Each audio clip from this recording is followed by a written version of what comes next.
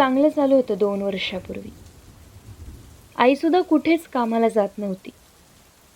बाबाच फक्त कमावते होते आणि आम्हाला बाकी कधी पैशाची चणचणही नव्हती. पण अचानक अचानक एक दिवस मिल बंद होणार असं बाबांना कळलं आणि त्यांच्यासोबत आम्ही सुद्धा हादरून गेलो. बाबांचं शिक्षणही इतकं नव्हतं की त्यांना कुठेही सहज नोकरी मिळेल. त्यामुळे त्यांना माझं टेन्शन आलं होतं. मला भरपूर शिकवायची त्यांची इच्छा होती. खरं तर मी आणि आई त्यांना बरंच सांभाळून घ्यायचा प्रयत्न करायचो.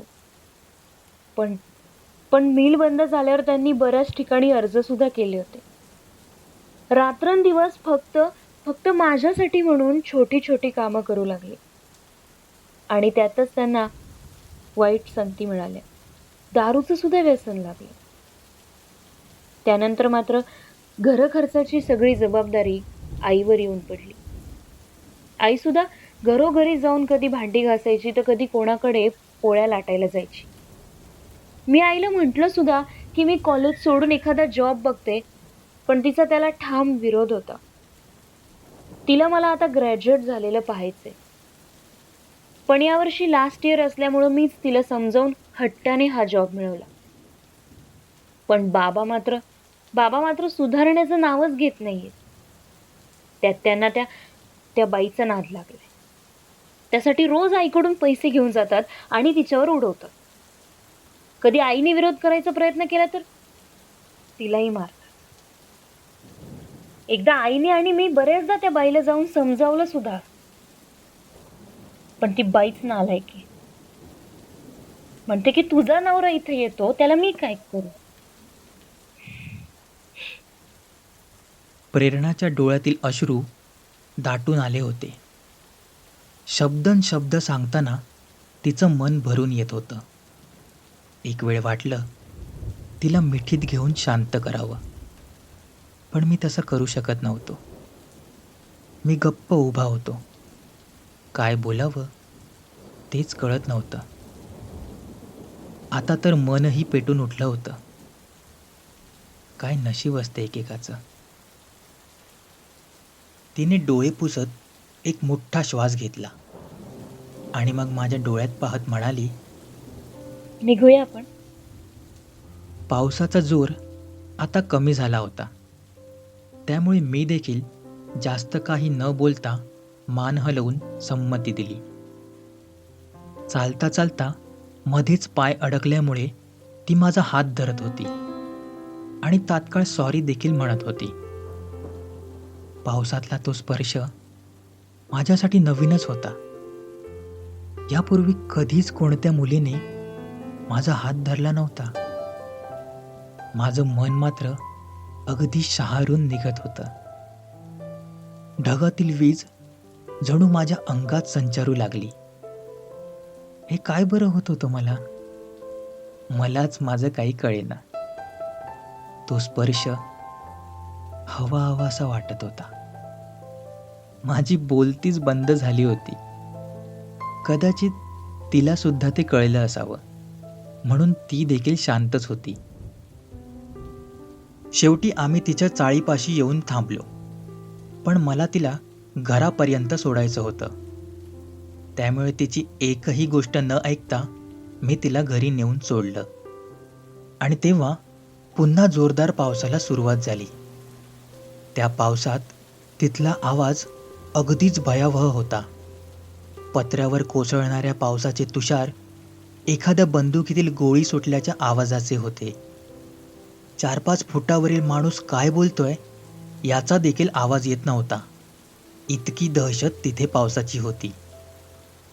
मी घरी नेऊन सोडल्यामुळे तिने माझे आभार मानले. पण पावसाचा जोर आणखी वाढल्यामुळे थोडा वेळ थांबण्याची विनंती देखील केली. पण या साऱ्या प्रवासात आणखी एक स्त्री माझी घरी वाट पाहत असेल हे मी विसरलोच होतो. माझी आई. मी लगेच प्रेरणा आणि मावशीचा निरोप घेऊन घरी निघालो. घरी गेल्यावर जेवण वगैरे आटपून अंथरुणात निपचित पडलो आणि आजच्या पावसाळी रात्रीचा विचार करत तिने धरलेल्या माझ्या हाताकडे पाहत स्वतःशीच हसत होतो. तिचा तो स्पर्श माझ्या नसानसात भिनला होता. गुदगुदल्या होत होत्या. आता मात्र माझी खात्री पटली होती की मी प्रेमात आहे. कारण चित्रपटात मी पाहिलं होतं, असंच काहीतरी दाखवतात. खरंच असणार मग ते. मध्येच खिदळत काय होतो. तेवढ्यात आईला जाग आली. काय रे? अगं काही नाही. अगं शिंका आली. झोप तू. स्वतःच्याच गालावर चापटी मारत बरसात चित्रपटाचं गाणं गुणगुणत अंगावर चादर ओढून मस्त झोपी गेलो. दुसऱ्या दिवशी इतकं फ्रेश वाटत होतं की जो तो ओळखीचा भेटेल त्याला हस्तांदोलन करत निघालो होतो. तसं नेहमी कोणाकडे बघावंसं पण वाटायचं नाही, पण आता मात्र तसं नव्हतं. प्रेमात माणूस किती खुश असतो ना. नेहमीचे माझे लेक्चर्स आटपून मी खुशीतच तिच्याकडे जायला निघालो. जसा तिच्या चाळीपाशी पोचलो, तिथे मला ते 4 तरुण माझ्या दिशेने येताना दिसले. त्यातील तो गटनेता माझ्या जवळ आला आणि म्हणाला, "काय सर, बायको छान शिकते ना माझी?" बायको?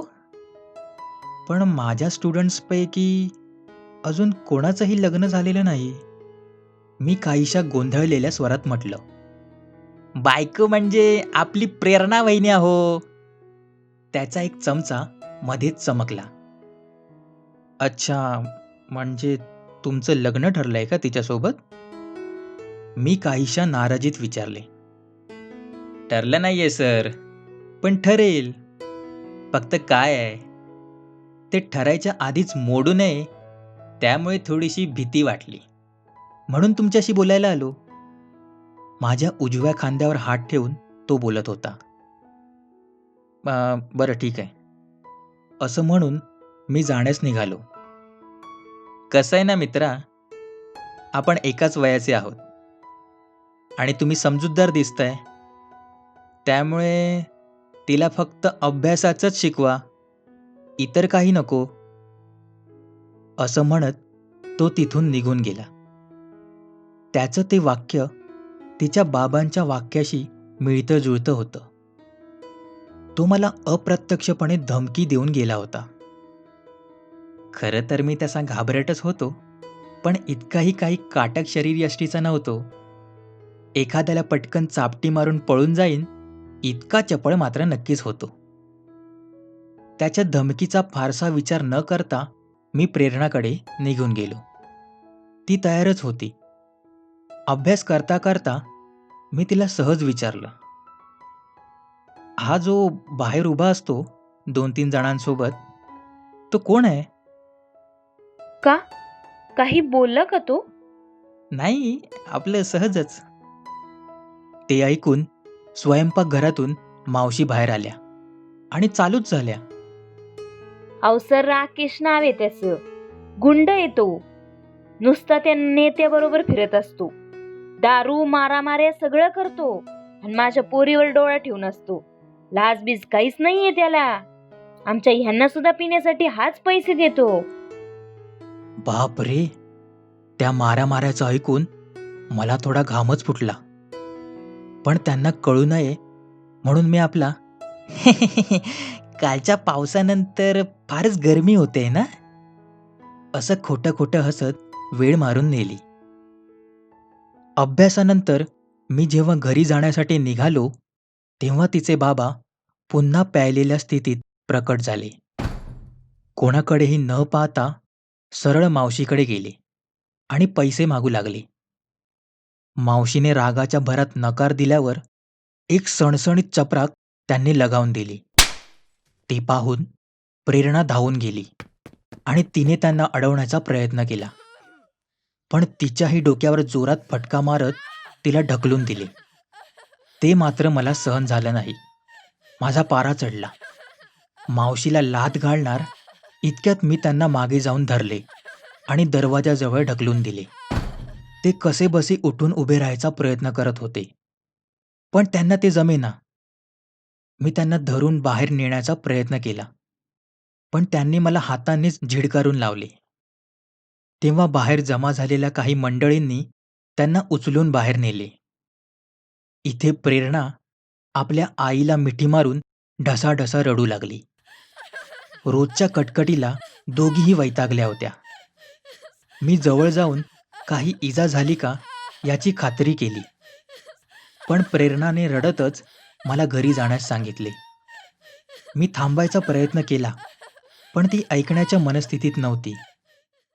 त्यामुळे मीही तिथून निघून गेलो. आता मात्र माझ्या मनातील सहनशक्तीचा स्फोट झाला होता. काहीही करून तिच्या बाबांची दारू सोडवायचा निश्चय मी केला. त्यांचं हे असं वागणं आता मुळीच खपण्यासारखं नव्हतं. आणि त्यातल्या त्यात प्रेरणावर हात उचलल्यावर तर नाहीच नाही. काय करू काय करू, राग अगदी शिगेला पोचला होता. त्यामुळे डोकं काम करत नव्हतं. प्रेरणाला मारलेला तो फटका मला असह्य झाला. तिचा तो कळवळा मला आतून चिरत होता. घरी गेल्यावर मी शांत झालो आणि विचार करू लागलो, पण काही सुचेना. मी मोबाईल घेतला आणि दारूबंदीवर सर्च करू लागलो. त्यात मला एका ठिकाणी हमखास दारू सोडवण्याविषयी माहिती मिळाली आणि तेही त्या दारुड्या माणसाला कळू न देता. मी दुसऱ्याच दिवशी तिथे जायचं ठरवलं. या औषधाने नक्की त्यांची दारू सोडवली जाईल? मी काहीशा प्रश्नार्थक नजरेने विचारले. हो हो, अगदी. हे महिनाभराचं औषध आहे. रोज एक पुडी त्यांच्या जेवणात टाकायची. वैद्य हातातील पुडी दाखवत मला म्हणाला. पण त्याने काही होणार नाही ना त्यांना? ते तुमचे कोण लागतात? त्याचा काय संबंध? अहो सांगा तर, मग सांगतो. माझे नातेवाईक आहेत ते. बरं मग ऐका. ही पुडी जेवणात टाकल्यावर जेव्हा ते जेवतील आणि त्यांनी जर दारू प्यायलेली असेल किंवा नंतर जेव्हा पितील, तेव्हा त्यांना सतत उलट्या होऊ लागतील. जेव्हा जेव्हा दारू पितील, तेव्हा तेव्हा त्या उलट्या होतील. पण तरीही ते औषध रोज त्यांच्या जेवणात टाका. निदान महिनाभर तरी. त्या उलट्या होताना पाहून कदाचित त्यांच्या घरची मंडळी खूप काळजी करतील. पण तेवढं कराच, कारण सततच्या उलट्या होऊन त्यांची खालावत जाणारी प्रकृती पाहून काही लोक घाबरतात आणि मग ते औषध टाकतच नाहीत. पण मी तुम्हाला खात्री देतो, या औषधामुळे त्यांना काडी मात्र त्रास होणार नाही. त्यांच्या आत्मविश्वासू बोलण्यामुळे मला खात्री पटली आणि ते औषध घेऊन मी प्रेरणाच्या ऑफिसजवळ गेलो. त्या औषधाबद्दल वैद्यांनी जे काही मला सांगितलं होतं, ते सर्व मी प्रेरणाला विश्वासात घेऊन सांगितलं. तिच्या चेहऱ्यावर काळजीचे भाव दिसू लागले आणि ते साहजिकच होतं. पण एक खात्री तिला दिली, की जर बाबांची दारू कायमची सोडवायची असेल, तर हे पाऊल उचलणं फारच गरजेचं आहे. तिने औषधाची किंमत विचारली असता मी तिला टाळू लागलो. पण स्वाभिमानी मुलगी ती. त्या औषधाचे पैसे तिने माझ्या हातात टेकवलेच. ठरल्याप्रमाणे प्रेरणा रोज औषधाचा वापर बाबांच्या जेवणात करू लागली आणि लागलीच त्याचे परिणाम दिसू लागले. बाबांची अवस्था पाहून दोघीही तशा बिथरल्याच होत्या. अर्थातच प्रेरणाने आईला देखील याची पूर्वकल्पना देऊन ठेवली होती. मी जेव्हा जेव्हा प्रेरणाकडे जात असे, तेव्हा तेव्हा मी दोघींना धीर देत होतो. अशातच एक दिवस दुपारी प्रेरणाने मला फोन करून त्यांच्या तब्येतीविषयी सांगितलं. आदल्या दिवशी प्रेरणा बाबांना डॉक्टरकडे घेऊन गेली होती, त्यांच्याच सांगण्यावरून. आणि डॉक्टरांनी देखील हा दारूचा परिणाम आहे असे बाबांना सांगून टाकले. आता त्यांच्या बाहेरील फेऱ्या देखील कमी झाल्या होत्या. पण मध्येच त्यांना एक दोन वेळा तलब येई. तेव्हा मात्र ते पीत असे. पण औषधाचे परिणाम मात्र चालूच होते. मी प्रेरणाला शिकवत असताना ते कपाळाला हात लावून भिंतीला टेकून बसलेले असत. मी चोरट्या नजरेने त्यांच्याकडे पाहत असे. अपराधीपणाची भावना त्यांच्या चेहऱ्यावर दिसत होती. या 20 दिवसात बराच बदल झाला होता. कारण त्यांची खात्रीच पटली होती की सुमार दारूच्या व्यसनामुळे त्यांची प्रकृती बिघडत होती. मी दोघींनाही ते औषध पूर्ण करण्यास सांगितले, कारण अजूनही त्या माणसाचं काही सांगता येत नव्हतं. पण दोघी मायलेकी मात्र खूप खुश होत्या. त्यातच एक दिवस मी त्या गटनेत्याला भेटून प्रेरणाच्या बाबांना दारूसाठी पैसे न देण्याची विनंती केली. त्यावर त्याने होकार दिला खरा, पण जाताना मला आमच्या मागच्या भेटीत जे काही सांगितलं होतं त्याची आठवण करून गेला. मला सध्या तरी बाबांची दारू सुटावी हेच एक मागणं होतं. एक दिवस रात्री जेवण करून झाल्यावर पुस्तक वाचत बसलो होतो आणि नेमका त्यावेळी प्रेरणाचा फोन आला. रात्री ती कधीच फोन करत नसे. एक क्षण तर मी घाबरलोच. सर्व ठीक असेल ना? हॅलो, प्रेरणा? काय ग? ठीक आहे ना सर्व?